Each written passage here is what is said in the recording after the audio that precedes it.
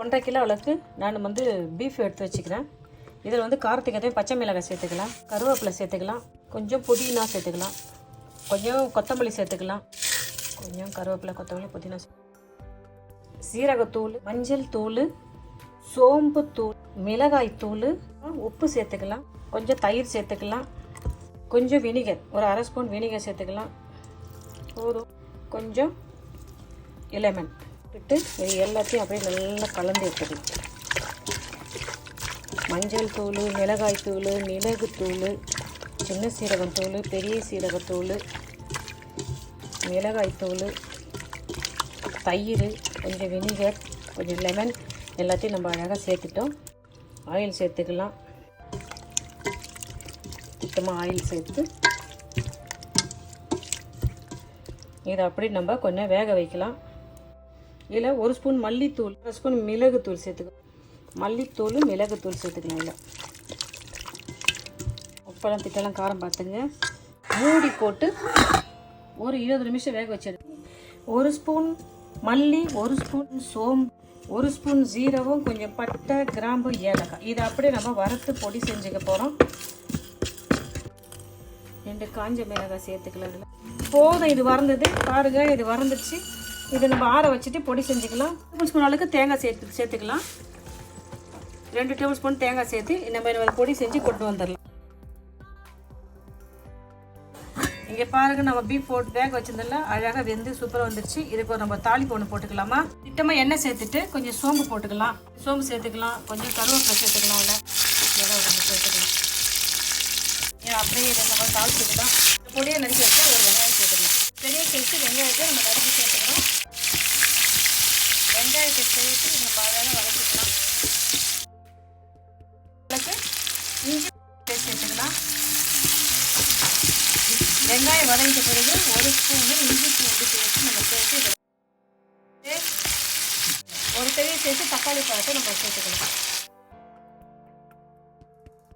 அது சேர்த்துக்கலாம்.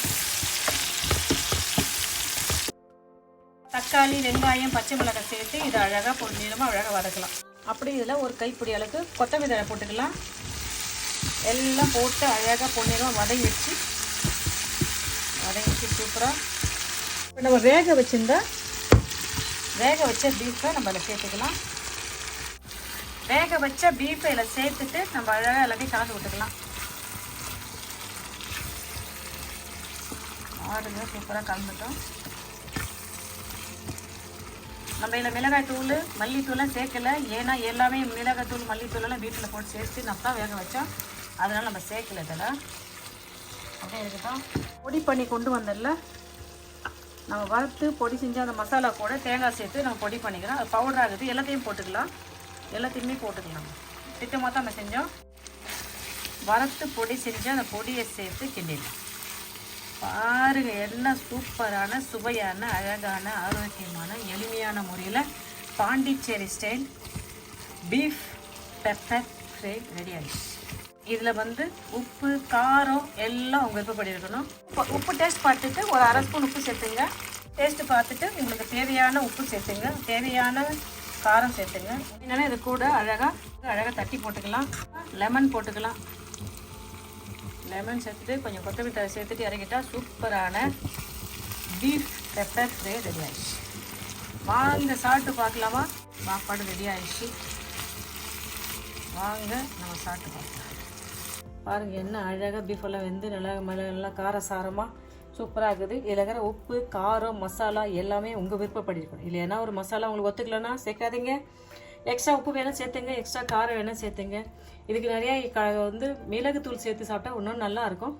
பாருங்கள், ஏன்னா எளிமையான முறையில் நான் செஞ்சுட்டேன். நான் நினைக்கிறேன் இந்த வீடியோ உங்களுக்கு ரொம்ப யூஸ்ஃபுல்லாக இருக்கும்னு நினைக்கிறேன். நீங்களும் இதே மெத்தடில் செஞ்சு பார்த்துட்டு நான் செஞ்ச இந்த Pondicherry style beef pepper fry எப்படின்னு சொல்லுங்கப்பா.